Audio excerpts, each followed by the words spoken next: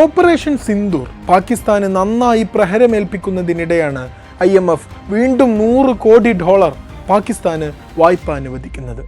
India ശക്തമായി എതിർത്തു. പാകിസ്ഥാന് പണം കൊടുക്കരുതെന്ന് പറഞ്ഞു നോക്കി. ആ പണം തീവ്രവാദത്തെ പ്രോത്സാഹിപ്പിക്കാൻ ഉപയോഗിക്കുന്നുണ്ടെന്ന് വാദിച്ചു നോക്കി നമ്മൾ. വോട്ടെടുപ്പിൽ നിന്ന് ഇന്ത്യ വിട്ടുനിന്നു. പക്ഷേ ഇന്റർനാഷണൽ മോണിറ്ററി ഫണ്ട് ബോർഡ് മീറ്റിംഗിൽ പാകിസ്ഥാന് ഫണ്ട് നൽകാൻ തന്നെ തീരുമാനിച്ചു.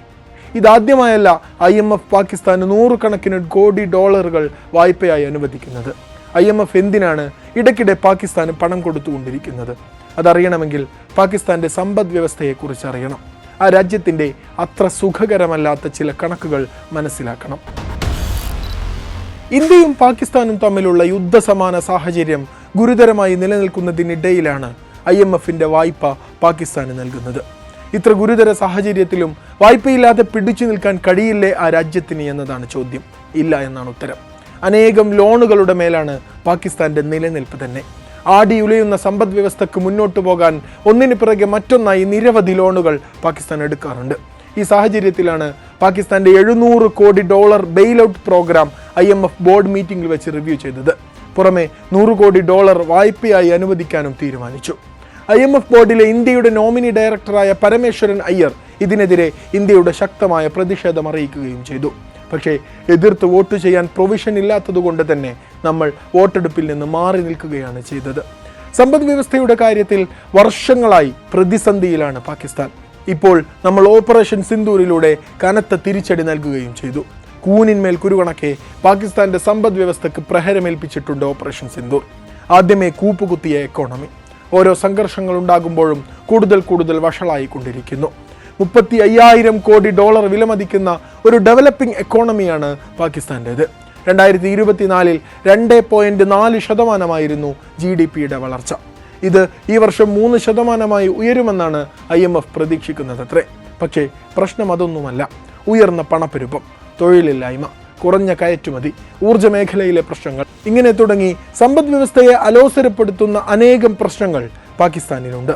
അതിലേറ്റവും ഭീകരമായത് പാകിസ്ഥാന്റെ പൊതുകടമാണ്. $28,000 കോടി പാകിസ്ഥാന്റെ പൊതുകടമായുണ്ടത്രേ. അതിൽ $13,100 കോടി എക്സ്റ്റേണൽ പാർട്ടികളിൽ നിന്നുള്ള കടമാണ്. ചൈന, IMF, വേൾഡ് ബാങ്ക് തുടങ്ങിയ എല്ലാവരും ഇതിൽപ്പെടും. ബാക്കിയുള്ള $14,900 കോടി ഇന്റേണൽ പാർട്ടികളിൽ നിന്നുള്ള കടങ്ങളാണ്. ലോക്കൽ ബാങ്കുകളിൽ നിന്നുള്ള കടങ്ങളാണ് കൂടുതലും. ഈ നമ്പറുകളെല്ലാം ചേർന്നാൽ പാകിസ്ഥാന്റെ പൊതുകടം കഴിഞ്ഞ മാർച്ചിലെ കണക്കുകൾ പ്രകാരം അവരുടെ GDPയുടെ 75%. ഒരു രാജ്യത്തിൻ്റെ GDPയുടെ 3/4 പൊതുകടമാവുക. ഇതാണ് പാകിസ്ഥാന്റെ ആടിയുലയുന്ന കടത്തിൽ മുങ്ങിയ എക്കോണമി. എത്ര ഭീകരമാണ് പാകിസ്ഥാന്റെ സാമ്പത്തിക പ്രതിസന്ധി എന്ന് ഈ നമ്പറുകൾ നമുക്ക് പറഞ്ഞു തരുന്നുണ്ട്. 1958 മുതൽ ഇതുവരെ 24 തവണ IMF പാകിസ്ഥാന് ലോൺ കൊടുത്തിട്ടുണ്ട്. ഇതിനു മുമ്പ് 2024 $700 കോടി ബെയിൽ ഔട്ട് നൽകിയിരുന്നു. അതിൽ മാർച്ചിൽ തന്നെ $130 കോടി പരിസ്ഥിതി പ്രതിരോധ പ്രവർത്തനങ്ങൾക്കായി അനുവദിക്കുകയും ചെയ്തു. പെർഫോമൻസ് റിവ്യൂ അനുസരിച്ചാണ് ബാക്കിയുള്ള ഫണ്ടുകൾ നൽകുക. അതിൽപ്പെട്ട $100 കോടി കഴിഞ്ഞയാഴ്ച IMF ബോർഡ് റിവ്യൂ ചെയ്ത് അനുവദിച്ചത്. എന്തിനാണ് IMF ഇങ്ങനെ ഫണ്ടുകൾ നൽകുന്നത്? ലളിതമായി പറഞ്ഞാൽ രാജ്യത്തെ ബിസിനസ്സുകൾ വർദ്ധിപ്പിക്കാൻ, സർക്കാരിൻ്റെ സമ്പത്ത് സന്തുലിതമാക്കാൻ, അതുപോലെ ഫോറിൻ റിസർവുകൾ പുനഃസ്ഥാപിക്കാൻ, ഇതിനെല്ലാം ഈ ഫണ്ട് സഹായിക്കാറുണ്ട്. വായ്പകൾ തിരിച്ചടക്കാനും ഇറക്കുമതി വർദ്ധിപ്പിക്കാനുമെല്ലാം ഈ ഫണ്ട് ഉപയോഗപ്പെടുത്താറുണ്ട്. കൂപ്പുകുത്തുന്ന സമ്പദ് വ്യവസ്ഥകൾക്ക് വലിയ ആശ്വാസമാണ് IMFന്റെ ഫണ്ടിങ്ങുകൾ. IMFലേക്ക് ഏറ്റവും കൂടുതൽ തുക തിരിച്ചടക്കാനുള്ള രാജ്യം പാകിസ്ഥാൻ തന്നെയാണ്. പക്ഷേ ഒരു പ്രശ്നമുണ്ട്. ഇത്രയൊക്കെ ഫണ്ട് ലഭിച്ചിട്ടും എന്തുകൊണ്ടാണ് പാകിസ്ഥാന്റെ സമ്പദ് വ്യവസ്ഥ മെച്ചപ്പെടാത്തത്? IMF വെറുതെയൊന്നും ഫണ്ട് തരില്ല. കർശനമായ ഉപാധികൾ ഉണ്ടാകും, നിബന്ധനകൾ ഉണ്ടാകും. ഉയർന്ന നികുതിയും ഊർജ്ജ സബ്സിഡിക്കുള്ള നീക്കവും സ്വകാര്യവൽക്കരണം എല്ലാം നടത്തേണ്ടി വരും. ഇതെല്ലാം ഒരേ സമയം തന്നെ പാകിസ്ഥാനിലെ ജനങ്ങളെ ബുദ്ധിമുട്ടിലാക്കുകയും ചെയ്യുന്നുണ്ട്. അതോടൊപ്പം അധികാരികൾ അഴിമതി കാണിക്കുക കൂടി ചെയ്യുന്നതോടെ കാര്യങ്ങളുടെ കിടപ്പ് പിന്നെയും അവതാളത്തിലായി കൊണ്ടേയിരിക്കും. ഇതിനോടൊപ്പം എല്ലാം തന്നെ ജനങ്ങൾ നികുതി വെട്ടിക്കുന്നതും പാകിസ്ഥാനിലെ സ്ഥിരം പ്രശ്നമാണ്. 2024 സാമ്പത്തിക വർഷത്തിൽ പാകിസ്ഥാനിലെ ആകെയുള്ള 2.5% ജനങ്ങൾ മാത്രമേ ടാക്സ് ഫയൽ ചെയ്തിട്ടുള്ളൂ അത്രേ. ലോണുകൾ കുറെ കിട്ടിയിട്ടെന്താണ്?